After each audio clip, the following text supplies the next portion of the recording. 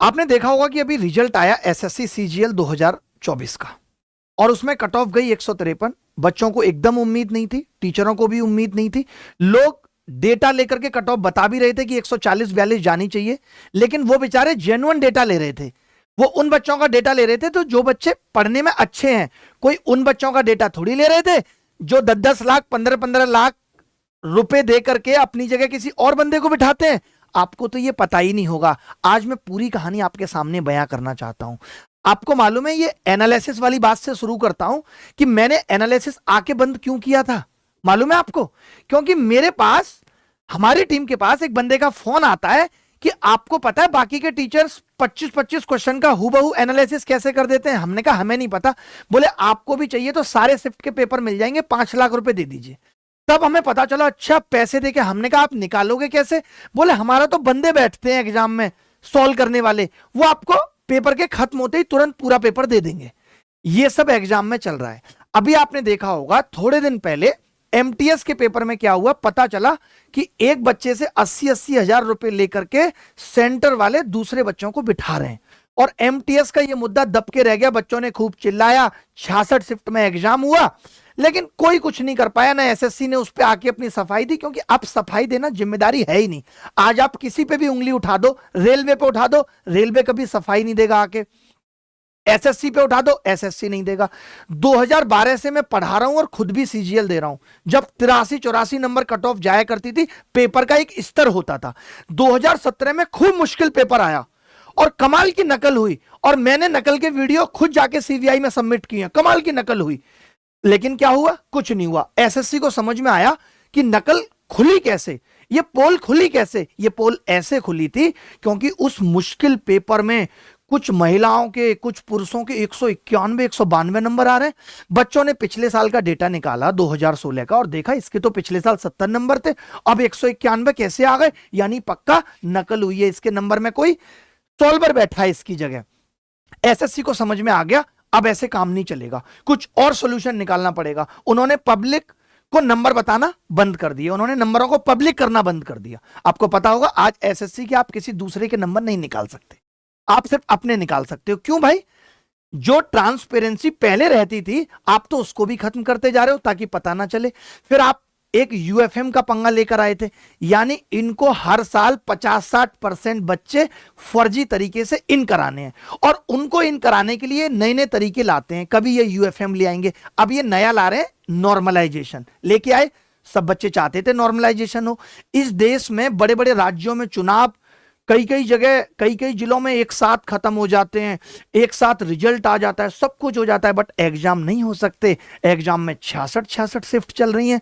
वैसे हमारे देश को 2047 में विकसित होना है, लेकिन किसी को देश की शिक्षा व्यवस्था सुधारने की पड़ी ही नहीं है, किसी को कोई मतलब नहीं है। इस देश ने मोदी साहब को इतना प्यार बख्शा कि आज वो 10-12 साल से लगातार सत्ता में बैठे हुए हैं, 2029 तक बैठेंगे, बट उनकी नजर कभी भी इस देश के बेरोजगारों पे नहीं गई। उन्होंने तो क्या किया? डेटा फ्री मिल रहा है, बेरोजगार को एहसास ही मत होने दो कि तुम बेरोजगार हो। पूरे दिन वो बेचारा रील देख रहा है।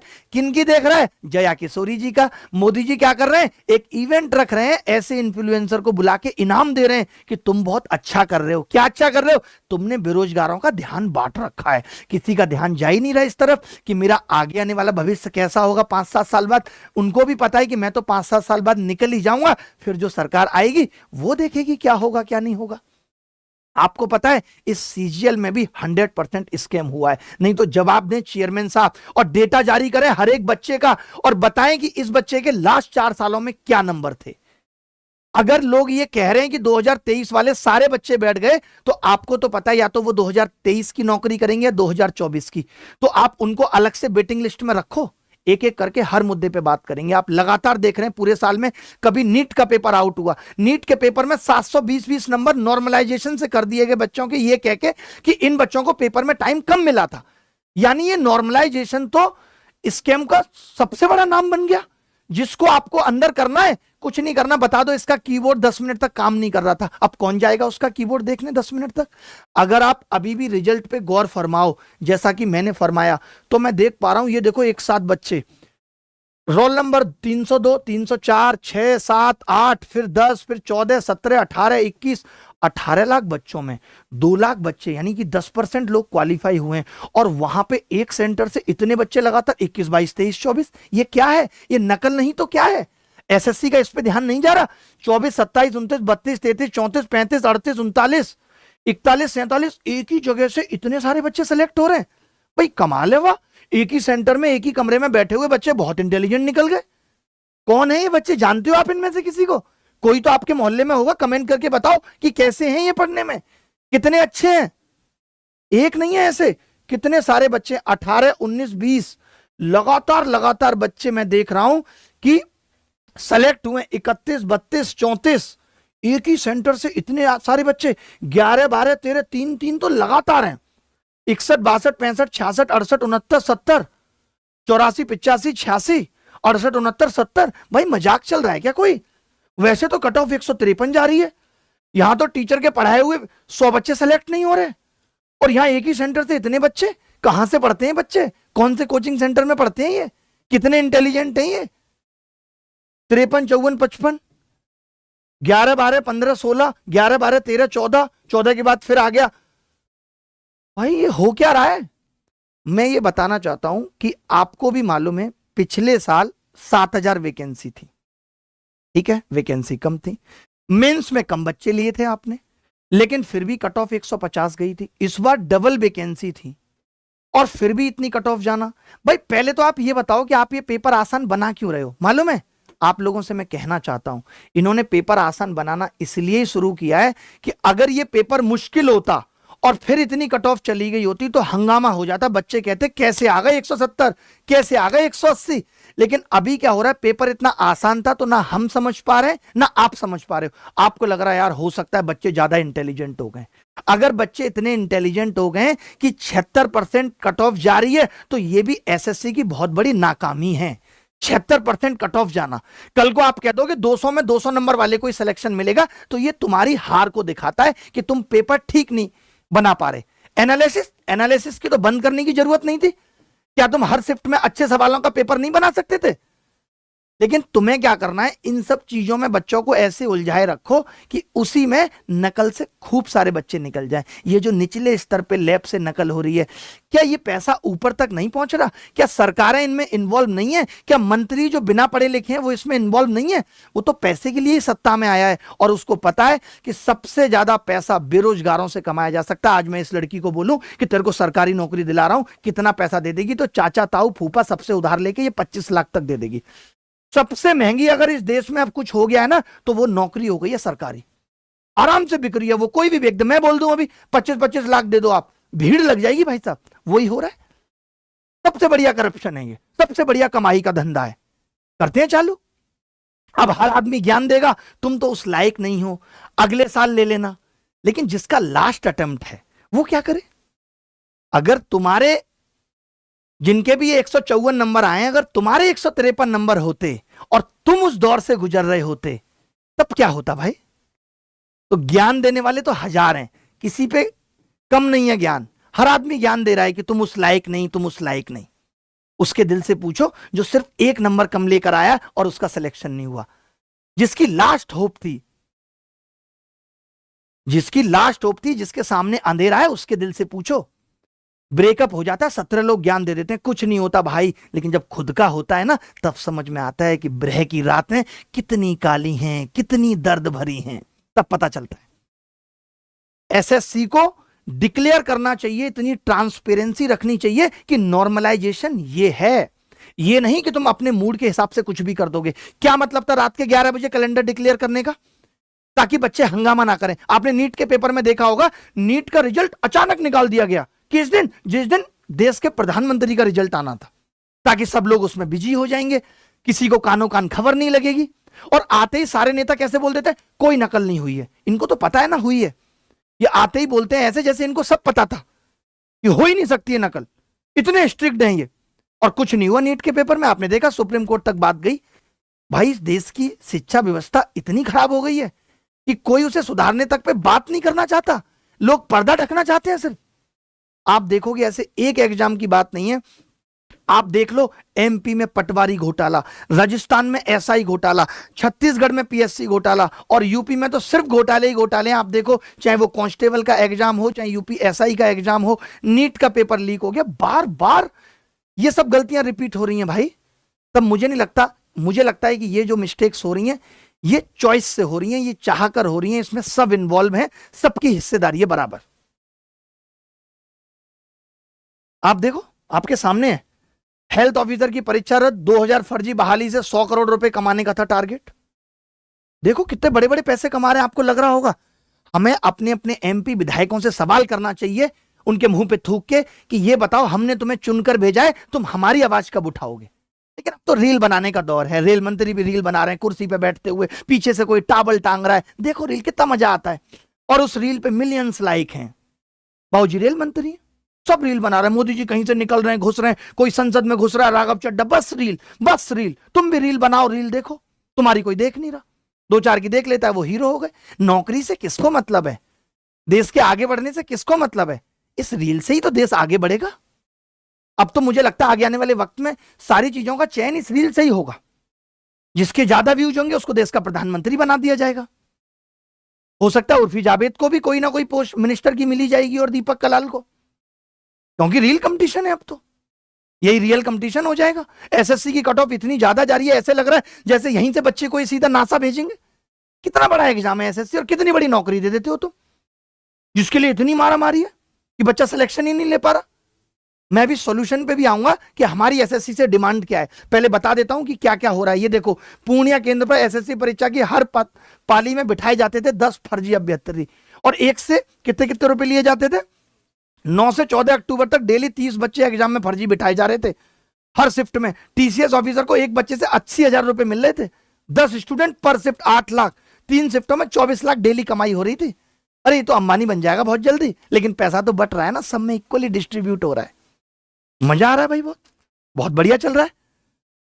नकली सर्वर से हल हो रहे थे प्रश्न, सीएचओ की परीक्षा रद्द। अब परीक्षा पे परीक्षा, देखो आप कुछ मत करना, एक बस गूगल कर लेना इतनी सी बात कि परीक्षा रद्द, इतने आपको स्क्रीनशॉट मिल जाएंगे। ये देखो आप, अभी बीपीएससी में नॉर्मलाइजेशन का चल रहा है। आप बताओ क्यों लोग पागल हो रहे हैं कि नॉर्मलाइजेशन नहीं होना चाहिए। लोगों को पता है कि नॉर्मलाइजेशन के तहत बिहार वैसे अपने आप को कहता है हम अपडेट नहीं है, हम बहुत सीधे हैं, हम बहुत सिंपल हैं, लेकिन बिहार भी क्या कर रहा है, एसएससी से सीख रहा है, नॉर्मलाइजेशन लाओ, लोगों को पैसे देके भर्ती कराओ। वाह कमाल की स्कीम है नॉर्मलाइजेशन। पता ही नहीं चलेगा ना फिर किसके कितने नंबर आ रहे हैं, कुछ आइडिया ही नहीं लगेगा। इसलिए ये भी नॉर्मलाइजेशन पे इतने पागल हो गए कि बच्चे 8 दिन से आंदोलन कर रहे हैं। 13 तारीख को पेपर है। इतनी बड़ी बात थी कि नॉर्मलाइजेशन नहीं हट सकता था।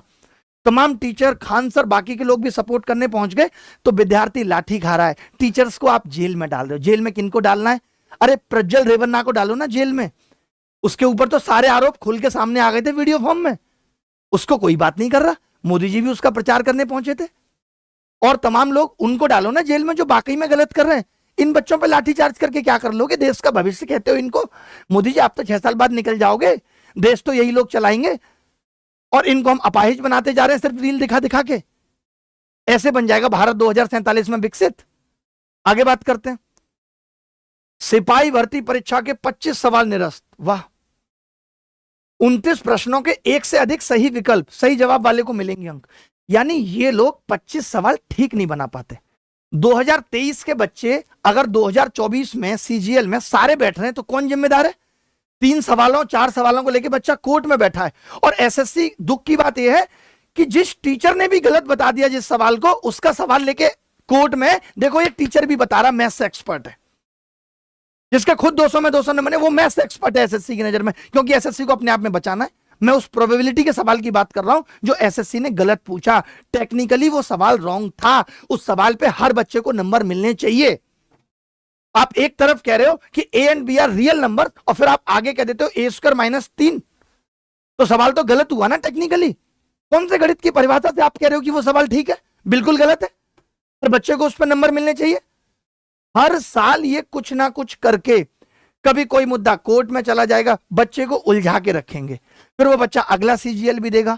अरे तुम्हें ठीक करना है ना भाई इस चीज को। बच्चा क्या करे, बच्चा एक दूसरे से कहता है, टीचर से गुजारिश करता है, मास्टर साहब सब बच्चों को कह दो 2023 वाले ये सीजीएल ना दे। हम लोग कहते भी हैं, कौन कितना मान लेगा। ये तो एसएससी की नाकामी है कि आप ठीक से एग्जाम नहीं करा पा रहे, आप ठीक से कट ऑफ नहीं निकाल पा रहे। और आप अगर इतना सही रिजल्ट निकालते हो तो 2023 का रिजल्ट आपको रिवाइज क्यों करना पड़ा था भाई? अगर आप इतने सही हो तो आपको 2023 का रिजल्ट रिवाइज क्यों करना पड़ा था, मैं पूछना चाहता हूं। आपको मालूम होगा, जो लोग नहीं जानते नहीं उनको बता दूं, इन्होंने 2023 का रिजल्ट निकाला, हंगामा हुआ कि रिजल्ट गलत है, फिर इन्होंने 23 बच्चों को बाहर किया, फिर 23 को अंदर किया। वो 23 बच्चे चेयरमैन साहब को कॉल करके कह रहे थे, बाबूजी मेरे पैसे तो पहुंच गए थे टाइम पे, मेरा सिलेक्शन नहीं हुआ। चिंता मत करो, 15 मिनट में नाम आ जाएगा तुम्हारा लिस्ट में। ये 23 बच्चे कौन है जिनका हुआ है? मेहनत से बाहर करो इनको। उनको बाहर कर दिया मेहनत से, जिनका हुआ था। जिनके पैसे पहुंच गए थे उनको अंदर कर दिया। एक एसएससी इतनी बड़ी संस्था जो 18-18, 20-20 लाख बच्चों से 100-100 रुपए वसूल रही है, उसकी वेबसाइट कभी काम नहीं करती, कभी वो बच्चों को कैसे बाहर कर देती है? इसका चश्मा गलत लग रहा था। अलग अलग तरीके इन्होंने निकाल रखे हैं बच्चों को बाहर करने के। अब देखो आप, 14 अभ्यर्थियों की जगह 2 पारी की परीक्षा में सुबह शाम अलग अलग 28 डमी बैठे एसओजी के पास, इनके सिर्फ फोटो। एक एग्जाम में गड़बड़ी नहीं है। 100 अंक का पेपर मिले 252, कई अभ्यर्थियों के रिजल्ट में गड़बड़ी। पूरा न्यूज़पेपर भरे पड़े हैं इन सब चीजों से। ये देखो, ये क्या था भाई? सोशल मीडिया में स्क्रीनशॉट बहुत तेजी से वायरल हो रहा है, जिसमें पास होने वाले का रोल नंबर सितंबर माह में ही बता दिया गया था। अगर ये स्क्रीनशॉट सही है तो वाकई एसएससी सीजीएल में धांधली हुई है। ये देखो, ये 2 रोल नंबर थे। पता नहीं इसमें क्या सच्चाई है, नहीं है, किस लेवल पर स्कैम हुआ है, ये मैं गारंटी नहीं ले सकता। परीक्षा प्रक्रिया में उच्चतम स्तर की पारदर्शिता और पवित्रता सुनिश्चित करने के लिए शिक्षा मंत्रालय, भारत सरकार ने निर्णय लिया है कि यूजीसी नेट जून 2024 की परीक्षा रद्द कर दी जाए। यूजीसी नेट की परीक्षा रद्द हुई। एनटीए बना था, सोचो, नीट की परीक्षा में इतना घपला कि 720 नंबर आ गए 67 बच्चों के। सुप्रीम कोर्ट तक मामला चला गया, लेकिन कोई निष्कर्ष नहीं निकला। तब सरकारों के हाथ में वो कन्वेंस कर लेते हैं। सरकारी पैसा है ना, महंगे महंगे वकीलों पे लगा देते हैं, और वकील कहते हैं नहीं नहीं कुछ घोटाला नहीं हुआ, सब ठीक चल रहा, सब ठीक चल रहा है। मोदी जी कहते बहुत बढ़िया चल रहा है देश में। ये देखो, पीसीएसजे मुख्य परीक्षा में 50 कॉपियां बदली थी। यूपीपीएससी के 5 अधिकारी दोषी, 3 निलंबित। बाकी 2 को अवार्ड मिलेगा, क्योंकि वो 2 ये थे जिन्होंने सबसे कम पैसा लिया था और बाकी का ऊपर भेजा था। तो ये 2 बच गए। देख रहे हो, 5 अधिकारी दोषी, 3 निलंबित, और बाकी 2 अचार डाल रहे हैं घर पे। ये देखो, ये क्या कह रहे हैं भाई साहब, कुछ तो गड़बड़ है 2024 के रिजल्ट में। कट ऑफ इतना हाई है कि अब लगता है टॉपर्स का सिलेक्शन नासा भेजने के लिए हो रहा है। अगली बार शायद ओलंपिक की टिकट भी यहीं से कटेगी, जिसके सीजीएल में ज्यादा नंबर होंगे। वाह, ये आप देखो, जीएसएससी सीजीएल का मामला, झारखंड सीजीएल की बात कर रहा हूं। बाबूलाल मरांडी का ट्वीट है, इसमें कितनी बड़ी गड़बड़ पाई गई। ये देखो आप, जो मैं रिवाइज रिजल्ट की बात आपसे कह रहा था, ये देखो एसएससी का ये revise result, declaration of revise result. इतने बच्चे थे, ये 23 बच्चे थे जो नॉट सेलेक्टेड थे, और ये 23 थे सेलेक्ट। ये क्या बेवकूफी हद है यार, कि तुम 20 मिनट बाद ये पक्का कर लेते हो कि ये 23 बच्चों का सिलेक्शन नहीं हुआ। यानी इन 23 बच्चों की कितनी तगड़ी जुगाड़ रही होगी और कितना तगड़ा लिंक रहा होगा कि 15 मिनट में एसएससी को अपना रिजल्ट बदलना पड़ा कि भाई इनका सिलेक्शन जरूरी है, इनकी तो सब कुछ शादी से लेके हर चीज इसी पे टिकी है, और इनका पैसा भी पहले पहुंच गया था। लड्डू बढ़ गए थे इनके घर में। पूर्णिया केंद्र पर एसएससी परीक्षा की हर पाली में बिठाए जा रहे थे 10 फर्जी अभ्यर्थी। ये देखो, नोटिस भी निकाला गया इस पे। ये पूर्णिया डिजिटल यही सेंटर था ना। कितना सेंटर, कितना हसीन है, देखो तो, सेंटर से ही पता चल रहा है। जदयू नेता ने ऑब्जर्वर संघ मिल परीक्षा में सेंधमारी की, क्योंकि ये, मैं आपको फिर से यही बात कह रहा हूं, किसी भी बच्चे को सेलेक्ट कराना, किसी भी बच्चे को सेलेक्ट कराने का लालच और लोभ देना इतना आसान है। और पता है, एक और चीज आपको बताता हूं, अगर इन लोगों की जुगाड़ है ऊपर 100 लोगों को करवाने की, फॉर एग्जांपल ये नेता जदयू का सामने बैठा है, इसकी जुगाड़ है कि ये 100 लोगों का सिलेक्शन करवाएगा, ठीक है, करवाएगा, तो ये 500 बच्चों से पैसा ठगेगा, 500 बच्चों से पैसा ठगेगा। अब ये क्या बोलेगा, 100 का हो जाएगा, तो ये उन 500 में जो 400 का नहीं होगा उनका बोलेगा देखो इनका तो हो गया ना, आप रह गए, आपका अगली बार करा दूंगा, और ये पैसा खा जाएगा उन बच्चों का। बच्चों को भी लगता है यार चलो उनका हुआ है, हमारा नहीं हुआ, हमारा अगली बार हो जाएगा। तो इसमें ऐसा नहीं कि बच्चों को फायदा ही फायदा मिल रहा है, नुकसान भी बहुत हो रहा है। बहुत बच्चों का पैसा तो ऐसे ही चला जा रहा है। मुझे तो मालूम है यार, मैं 2017 के प्रोटेस्ट में था, मैंने खुल के अपनी आंखों से देखा था नकल होते हुए, सेंटर हैक होते हुए, उसके बावजूद 2017 सीजीएल में कुछ नहीं हुआ। लेकिन अब हद इतनी ज्यादा हो गई है कि अब बच्चे सेलेक्ट नहीं हो रहे। मैं आपको एक और लॉजिक देता हूं, मेरी कम से कम 20 बच्चों से बात हुई, आदि भाई, ठीक है। ये वो बच्चे थे जिन्होंने मेरे को रिजल्ट भेजा अपना टेक्स्ट बुक की टेस्ट सीरीज का, जहां पे ऑल इंडिया टेस्ट होते हैं, और ऑलिव बोर्ड का। ये बच्चे कह रहे हैं कि हम 90% में आ रहे थे, यानी टॉप 10% बच्चों में आ रहे थे हमेशा टेस्ट में। तो भाई हमारा सिलेक्शन क्यों नहीं हुआ? यानी जिन और बच्चों का हुआ ये टेस्ट भी नहीं देते थे, इतने इंटेलिजेंट हैं। अरे 2-3 प्लेटफॉर्म ही टेस्ट के हैं जो अच्छे हैं, जहां पे हर बच्चा टेस्ट देता है, वहां पे वो बच्चे अच्छा स्कोर कर रहे हैं, टॉप 10 टॉप 5% बच्चों में आ रहे हैं। बट सीजीएल के उस लल्लू से पेपर में वो नहीं कर पाए बेचारे अच्छा, क्योंकि वहां तो अच्छा करने वाले वो थे ना जिन्होंने पैसा भर रखा है, इसीलिए वो अच्छा नहीं कर पाए। बिहार लोक सेवा में आप देख ही रहे हो, वही जो मैं नॉर्मलाइजेशन की बात कर रहा था, नॉर्मलाइजेशन अभी ये एआरओ में भी ला रहे थे, इलाहाबाद वाले में कितना प्रोटेस्ट हुआ था यूपी में। फिर इन लोगों ने कहा कि चलो नहीं ठीक है, बच्चे नहीं मान रहे, अभी तक 7-8 दिन हो गए, तो हम नॉर्मलाइजेशन हटा देते हैं, कोई और तरकीब ढूंढेंगे करप्शन की। कितना मुश्किल हो गया यार एक सरकारी नौकरी लेना। और ये देश हमारा नहीं है क्या? हमारा हक नहीं है क्या इस देश पे? मुझे ये बता दो। मैं ये एसएससी से गुजारिश करता हूं, एसएससी या तो औकात में आके रिजल्ट रिवाइज करे, और नहीं तो एसएससी डेटा दे टेबल वाइज 3 साल का बच्चों का, जिनके भी नंबर आए, मान लेते हैं किसी बच्चे के 100, किसी बच्चे के मान लेते हैं कि 193 नंबर आए हैं, तो एसएससी बताए कि इसके लास्ट 3 सीजीएल में कितने नंबर थे। एसएससी ये डिक्लेयर करे कि इसके लास्ट 3 सीजीएल में कितने नंबर थे, बताए एसएससी। हम भी तो देखें कि पिछले साल 40 थे, अब 40 से सीधे 193, हम भी देखेंगे। इस बार उन बच्चों का भी सिलेक्शन नहीं हुआ तुषार भाई जो पिछली बार मेंस दे रहे थे, जिन्होंने पिछली बार मेंस दिया था बेचारों ने, वो इस बार प्री नहीं निकाल पाए इतने लल्लू से पेपर में, इतनी हाई वैकेंसी होने के बाद। तो एसएससी को ये तो करना पड़ेगा, सबके नंबर डिक्लेयर करेगी एसएससी। हम लोग इसी चीज का ट्विटर पे ट्रेंड चलाएंगे, और जो करना होगा वो करेंगे, कैंपेन चलाएंगे कि एसएससी हर बच्चे के नंबर डिक्लेयर करेगी। उसके बाद तो हम लोग पता लगा लेंगे स्कैम हुआ या नहीं। अब ये सब नहीं चलेगा कि जो बच्चा अपना रोल नंबर डालेगा कोपचे में उसको नंबर पता चलेंगे, बाकी को नंबर ही नहीं पता चलेंगे। टेबल वाइज एसएससी को बताना पड़ेगा कि कौन बच्चे हैं जो 170 लेके आए हैं, कौन बच्चे हैं जो 180 लेके आए। मुझे तो नहीं लगता कि वो ह्यूमन बीइंग्स हैं। और एसएससी ने इस बार 2 लाख बच्चों को क्वालिफाई किया। 2 लाख बच्चे, सोचिए 153 नंबर से ऊपर हैं क्या, या 140 नंबर से ऊपर हैं, कुछ और भी कैटेगरी के भी हैं।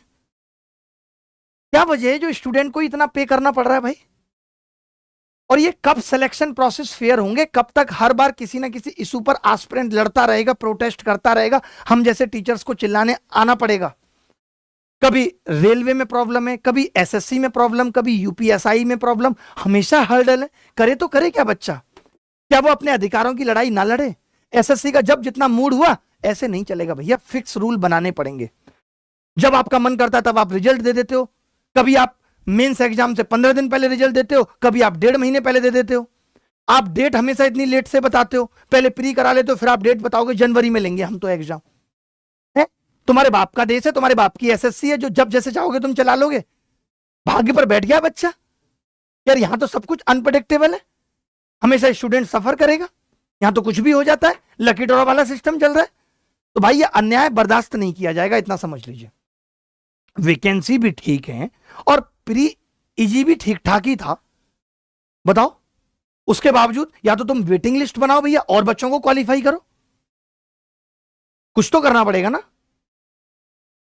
बहुत गलत है। और आखिर कब तक बच्चे ही आपको बताएंगे कि एसएससी में बैठे लोग बच्चों के हितों को सोचें? वो तो कोई काम ही नहीं कर रहे। कभी यूएफएम ले आएंगे, नॉर्मलाइजेशन, और अब ये लगता है कि एसएससी के फैसले कभी भी कुछ भी हो जाते हैं, जब उसका मूड होता है वो कुछ भी कर देती है। कितना कुछ बदल गया कि अपनी गलतियों को सुधारती ही नहीं है, फिर एक नई गलती लेकर आ जाएगी।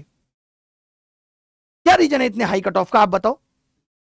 तो भाई बहुत दुख होता है यार कि वहीं ये 145 140 रहता, जब इतनी मेहनत करने वाला बच्चा बाहर हो जाता है। मैं समझता हूं जब कोई बच्चा लिखता है ना कि सर 1 नंबर से रह गया, 153 ही थे मेरे तो 0.18 से रह गया, इतनी हाई कट ऑफ पे। अगर यही 125 होती तो हम 124 वाले के लिए दुख नहीं मना रहे होते,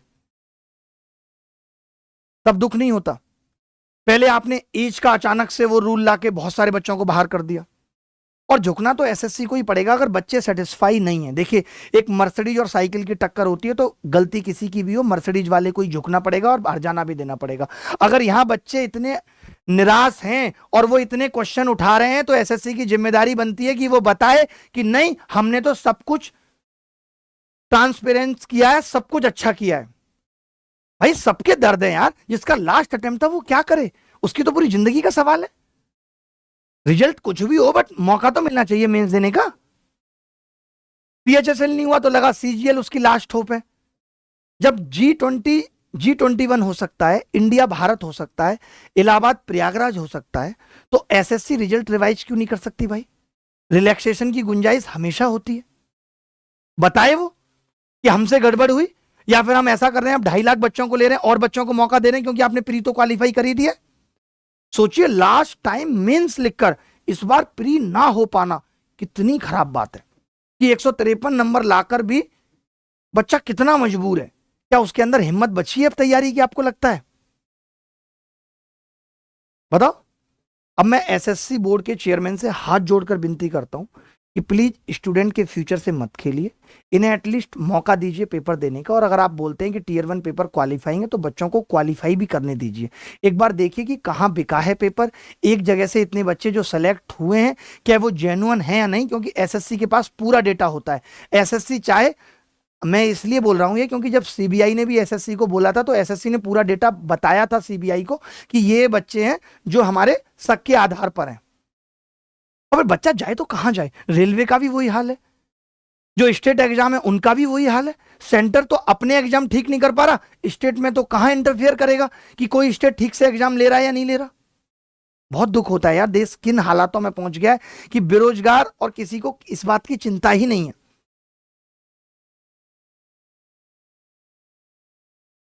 और मेरे हिसाब से देखिए ऐसा है, लोग कह रहे हैं नॉर्मलाइजेशन, लोगों ने डिमांड किया था, नॉर्मलाइजेशन हो गया। नॉर्मलाइजेशन में भी सुधार हो सकता है। संविधान भी एक बार बना था लेकिन जरूरत पड़ने पर बीच बीच में अमेंडमेंट हुआ है, तो नॉर्मलाइजेशन में भी अमेंडमेंट हो सकता है। ये एक एक्सपेरिमेंट था जो फेल लग रहा है बच्चों के हिसाब से। यार एक एग्जाम का सफर तमाम उम्र का सौदा है। बहुत सोचने समझने के बाद एक विद्यार्थी किताबों को गले से लगाता है कि यार चलो पढ़ना शुरू करते हैं। दिन रात झोंकता है बच्चा, एक नौकरी की आस लिए अपनी जवानी के, एक 20 गज के कमरे में सुलगा देता है। आसान नहीं होता बेरोजगार रहना, बस तैयारी करना जिंदगी का हिस्सा और मकसद है उसका। किए जा रहे हैं, किए जा रहे हैं, किए जा रहे हैं, कब तक करेंगे ये कुछ पता ही नहीं है। और ऐसे मोड पे हर कोई ये सोचने लगता है कि यार अब मन को समझा लेते हैं, यही बेहतर है कि शायद मैं सरकारी नौकरी कभी नहीं ले पाऊंगा। रोते हुए ये कहता है। बहुत सारे सवाल दिमाग में घूमते हैं और मैं पूछना चाहता हूं सवालों के कटघरे में खड़े होकर एक सवाल सरकार और सरकार के उन मंत्री और एसएससी के चेयरमैन से कि अगर इन बच्चों की जगह तुम्हारे बच्चे होते जो विदेशों में पढ़ रहे हैं, तब तुम क्या सोचते, तब तुम क्या करते? हर बच्चा हर बार यही सोच के तैयारी करता है कि यार अब तो ठीक है। मैं कितने बच्चों से बात होती है, ये संघर्ष की दास्ता खत्म हो जाएगी। ये माँ बाप को भी उम्मीद देता है, जिसके भी 150 आ रहे थे, पापा आप कर लूंगा, अब आपको टेंशन नहीं लेनी है, इस बार मेरा सिलेक्शन हो जाएगा। क्या हुआ? फिर वहीं आकर खड़े हो गए जहां से शुरू किया था। कोई चेंज ही नहीं है। आज हम लाख मोटिवेशन देते हैं, रील बना बनाकर कह दें कि पतझड़ के बाद तो वसंत आएगा, रात के बाद सुबह होगी। नहीं समझता है मन। जब माँ बाप का चेहरा देखते हैं ना, जिनको इतनी उम्मीदें थी, तब पता चलता है। दुख इसी बात का है कि चुनाव जीतने के लालच में बस वैकेंसी निकालो, लालच दिखाओ सरकारी नौकरी का, देना कुछ नहीं है। देना किसको है? जो लोग पैसे देंगे। 10-20% भी मुझे नहीं लगता जेन्युइन लोग सेलेक्ट हो रहे हैं। आज कितने लड़के रो रहे हैं, कौन समझता है लड़कों का दर्द? तो रोना भी छुप कर पड़ता है एक लड़की के लिए, क्योंकि उम्मीद है वो घर की। वही रोएगा तो बाकी सब लोग टूट जाएंगे। चुपचाप सहते रहो तो अच्छे हो, बोल पड़ो तो आपसे बुरा कोई नहीं। पुलिस गिरफ्तार कर लेगी, हक की लड़ाई लड़ोगे तो लाठी चार्ज कर देगी। भैया ये देश मेरा भी है, मुझे भी तो मेरा हक ले लेने दो। हर कोई कह देता है सही समय का इंतजार करो, फिर सही समय कब आएगा ये कौन बताएगा? हर कोई कह देता है एक दिन नौकरी मिल जाएगी, कब आएगा वो एक दिन? हर उलझन का समाधान हो जाएगा एक दिन, कब आएगा वो एक दिन? अब बिल्कुल हिम्मत टूट जाती है यार। मोदी जी, आपको इस देश ने जितना प्यार और वोट मिला ना, वो लौटा नहीं पाए आप। ये मैं बड़े दुख के साथ कह रहा हूं। देश की जनता का बहुत कर्ज आपके ऊपर है, इस जन्म में नहीं तो अगले जन्म में उतारना पड़ेगा। कभी आपने बात तक नहीं की उन बेरोजगारों की, बस उनको 3 GB डेटा मिला, दिला दिया कि एहसास ही नहीं होगा बेरोजगारी का। और कमाल की बात कि नेता ऐसे लोगों को प्रमोट कर रहे हैं। आजकल तो उनकी कैंपेनिंग इल्विस यादव जैसे लोग कर रहे हैं। कहते हैं सब कुछ जिंदगी में नहीं मिलता।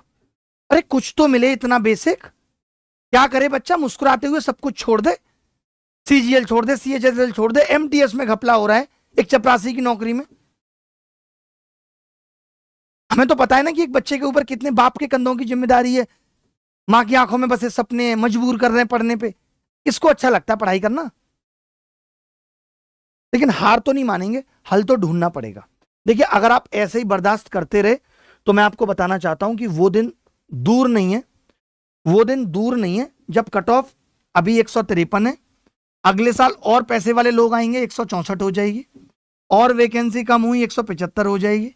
आप ये सोच रहे हो, आपको मन है आप सरकारी नौकरी की तैयारी फिर भी करते रहो, कोर्स बढ़िया खरीदते रहो सबके, और अपना जो बचा हुआ पैसा है वो भी बर्बाद करते रहो। जब तक ये एग्जाम फेयर नहीं होंगे, इनमें ट्रांसपेरेंसी नहीं होगी, तब तक काम नहीं चलेगा। इसका सॉल्यूशन एक ही है कि हमें चाहिए ट्रांसपेरेंसी। एसएससी सबके नंबर पब्लिक करे, पहली डिमांड है हमारी, एसएससी सबके नंबर पब्लिक करे। एसएससी खुद ये देखे कि हाँ इस एग्जाम में जो इतने सेंटर पे बच्चे सेलेक्ट हुए, इनका पिछले साल का डेटा क्या था, इनको शक के आधार पे बुलाए, इनका इंटरव्यू कराए, जो करना है कराए, और उसके बाद रिजल्ट रिवाइज करे, उसके बाद रिजल्ट रिवाइज करे। ठीक है, ये तो एसएससी को करना पड़ेगा। और हम इसके लिए हैशटैग भी चलाएंगे कल 11 बजे ट्विटर पे कि एसएससी सुधरना होगा। ये सही है, हिंदी में चल सकता है कि नहीं? चल जाएगा ना, एसएससी सुधरना होगा बस, या एसएससी सुधार करो, ये सबसे सही है, एसएससी सुधार करो। ये कल हम लोग 11 बजे ट्विटर पे चलाएंगे हैशटैग एसएससी सुधार करो। करना पड़ेगा। सोचो एमटीएस में इन्होंने कुछ नहीं करा, 66 शिफ्टों में एग्जाम चला, अब पेपर सरल आ रहा है। पता है बात क्या है? लेकिन मैं उन लोगों से भी कहना चाहता हूं जिनकी 154 है, जो गला फाड़ फाड़ के हंस रहा मेरा तो प्री हो गया। बेटा प्री हुआ है, अभी तो तुम देखना जिनका पैसा पहुंचा है वो मेंस में तुम्हें कैसे बाहर करेंगे। तुम्हें लग रहा है ना भी आसान? अगर तुम्हारे 154 और 160 है तो तुम भी खुश मत हो। अभी तो जिनका पैसा पहुंचा है, जब वो 17,000 की लिस्ट में आएंगे ना, 12-13,000 बच्चे, केवल 5-6 हजार ही रह जाएंगे जेन्युइन। और हर साल ये परसेंटेज बढ़ेगा पैसा देने वालों का, क्योंकि एक बच्चा जो पैसा देके होगा वो औरों को बताएगा, तो ये 2x 3x होता रहेगा। एक टाइम ऐसा आएगा जब 30,000 वैकेंसी में 29,900 बच्चे पैसे वाले सिलेक्ट हो रहे हैं, केवल 100 हो रहे हैं जेन्युइन, वो भी जो बहुत किस्मत लेके बैठे थे। तो एसएससी को सुधार करना पड़ेगा। एसएससी बताए, एसएससी जवाब दे, ये भी चलाएंगे साथ में, एसएससी जवाब दो। एसएससी जवाब दो कि इतने बच्चे कैसे एक ही एक सेंटर से सिलेक्ट हो रहे हैं। एसएससी इस बात का जवाब दे। एसएससी जवाब दो कि इतने बच्चे एक ही सेंटर से कैसे सेलेक्ट हो रहे हैं, ये कोई बताए। लगातार आप देखो, मैं झूठ बोल रहा हूं तो ये देखो आप लिस्ट, ये देखो 2, 4, 6, 7, 8, क्या एक ही सेंटर में इतने इंटेलिजेंट लोग आ गए थे? एक बात याद रखना कि कमजोर जब जुल्म से तंग होकर टक्कर लेने का फैसला करता है ना, तो बड़े बड़े ताकतवर को तबाह कर देता है। हिटलर की भी क्या हालत हुई थी लास्ट में, ये ध्यान रखना। हम लोग फॉर्म में आ जाएंगे ना, हिल जाएगी दुनिया, समझ रहे हैं? सोचो, अब बिहार में जो प्रोटेस्ट हो रहा है, जिन लोगों को नहीं पता मैं उनको बता दूं कि पहले तो इन्होंने बम्पर वैकेंसी निकाली और हजारों अभ्यर्थी ऐसे थे जो सर्वर डाउन की वजह से फॉर्म नहीं भर पाए। लाखों बच्चे ऐसे हैं जो फॉर्म नहीं भर पाए। फिर नॉर्मलाइजेशन का बम फोड़ दिया, 10 दिन शेष रहने के बावजूद ये नहीं बताया, कोई तिथि स्पष्ट नहीं करी, ना नॉर्मलाइजेशन के बारे में बताया। ये तो एक तरीके से मानसिक रूप से प्रताड़ित करना हुआ भाई। ये कहां का न्याय है? नॉर्मलाइजेशन किसी भी कीमत पे बीपीएससी में बर्दाश्त नहीं किया जाएगा, क्योंकि ये करप्शन का दूसरा नाम बन चुका है। और जो 90,000 बच्चे सर्वर डाउन होने की वजह से फॉर्म नहीं भर पाए, उनका फॉर्म भी दोबारा भरवाना पड़ेगा। 4 नवंबर लास्ट डेट थी, उससे पहले तुम्हारी वेबसाइट में प्रॉब्लम आ गई, किसकी जिम्मेदारी है भाई? बढ़ा देते डेट। बीपीएससी इतिहास की सबसे बड़ी भर्ती है, अगर लोग फॉर्म ही नहीं भर पाएंगे तो सेलेक्ट किसको करोगे बताओ? चले कोई बात नहीं, मैं बस एक ही बात कहूंगा कि एसएससी को जवाब देना पड़ेगा। एसएससी बस कुछ ना करे, एक तो नंबर सबके पब्लिक करेगी एसएससी, हम लोग खुद हिसाब लगा लेंगे जब 4 साल के नंबर पब्लिक हो जाएंगे कि किस बच्चे ने नकल की है और किसने नहीं की। इन्होंने नंबर छुपाए इसलिए हैं, और जो पेपर का लेवल आसान है वो इसलिए ही आ रहा है ताकि कुछ बच्चे तो सेलेक्ट हो ही जाते हैं, तो वो सोचते हैं यार हम तो सेलेक्ट हो गए, छोड़ो अब। तो लोगों को लगता है कुछ तो सेलेक्ट हो ही रहा है। यही ये पेपर 2017 जैसा होता तब क्या होता, आपको पता लग जाता, अच्छा 190 भी आ रहे हैं यार, इस पेपर में तो 160 से ऊपर ला ही नहीं जा सकते थे। तो एसएससी घपला कर रही है, फिक्स है। आपने क्रोनोलॉजी समझ ली कि पेपर क्यों सरल बनाना चालू किया इन्होंने। आप देख रहे हो एक एक शिफ्ट में इतने बच्चे कैसे सेलेक्ट हो जा रहे हैं। बाकी अगर आपके पास और प्रूफ हैं, आप इनमें से किसी बच्चे को जानते हो, आपको पता है कि ये पैसे देके सेलेक्ट हुआ है, आप मेरे पास वो प्रूफ भेजो, हम ऐसी तैसी कर देंगे एसएससी की। चेयरमैन साहब आप भी ध्यान से सुन लीजिए, आप बताइए कि ये सब क्या है, इस सब का जस्टिफिकेशन क्या है, ये आपको देना पड़ेगा भाई। चलिए अभी के लिए इतना ही, अगली मुलाकात आपको रात को 9:30 बजे होगी। एक और सूचना मैं आपको दे देता हूं, जो बच्चे मेंस की तैयारी करना चाहते हैं उन सबके लिए, जो बच गए उन सबको मैं फिर से कहना चाहता हूं कि ये सोच लेना, अगर तुम्हें सिलेक्शन लेना है तो 100% मार्क्स टारगेट करने पड़ेंगे। बिना 100% मार्क्स के कुछ नहीं होगा। 100% मतलब 100%, एक भी सवाल गलत नहीं कर सकते, उसके लिए अच्छे तरीके सीखने पड़ेंगे, पढ़ना पड़ेगा। उन सब बच्चों के लिए फ्री प्रैक्टिस बैच में लेकर आ रहा हूं, मंडे से स्टार्ट होगा। जैसे ही वो बैच आ जाएगा उसके डिस्क्रिप्शन इसके नीचे दे दिया जाएगा, वो सब बच्चों के लिए फ्री रहेगा, कोई उसकी फीस नहीं है। इसके अलावा मैं फाउंडेशन बैच स्टार्ट कर रहा हूं। जो बच्चे यूट्यूब से पढ़ना चाहते हैं उन सब बच्चों की बात कर रहा हूं, सिर्फ यूट्यूब से। कब है, कैलेंडर कहां है? जो बच्चे यूट्यूब से पढ़ना चाहते हैं तो उन सब के लिए भी मैं बैच स्टार्ट कर रहा हूं। नेक्स्ट वीक से फाउंडेशन बैच होगा मैथ्स का, बिल्कुल फ्री, यूट्यूब पे अभिनव मैथ्स पे। जो बच्चे अभी हमारे किसी फ्री बैच में पढ़ना चाहते हैं तो मैं अभिनव मैथ्स प्रो चैनल पे भी पढ़ा रहा हूं, सुबह सुबह 9:30 बजे। अगर समझ लेना, अब सरकार को चैलेंज करना पड़ेगा, पुराना वक्त वापस लौटाना पड़ेगा, तो आप उस चैनल को भी सब्सक्राइब करके रख लेना अभिनव मैथ्स प्रो को, कि पता चल रहा है इस पे लाइव ही नहीं कर पा रहे, क्योंकि जवाब तो अब लेके रहेंगे। और सारे टीचर से भी ये रिक्वेस्ट करता हूं कि आप भी एसएससी से जवाब मांगिए। आप ये मत कहिए कि कैलेंडर आ गया, चलो बच्चों अब नया बैच आ गया, आप इसमें पढ़ना चालू कर दो। कैलेंडर तो आते ही रहेंगे हर साल, कैलेंडर से हो क्या रहा है? कैलेंडर से होगा सिलेक्शन? ताक पे रख दिया कैलेंडर हमने, पहले हिसाब करो एसएससी सीजीएल 2024 का, तब बात करना 25 की। आप देखो ना, शाम में रिजल्ट निकाला, रात को कैलेंडर दे दिया, ताकि जिस बच्चे का नहीं हुआ वो सोच रहा है अरे यार अब क्या कर सकते हैं यार, 25 की तैयारी करते हैं। तैयारी तो करते ही रहोगे, जिंदगी का हिस्सा बन गया, तैयारी करते रहो सालों साल। अगर एग्जाम फेयर ही नहीं हो रहा है, ट्रांसपेरेंसी है ही नहीं, तो क्या फायदा ऐसी तैयारी का? तो पहले एसएससी को सुधार लेते हैं 2-4 दिन और फिर तैयारी में लगेंगे। धन्यवाद, बाय।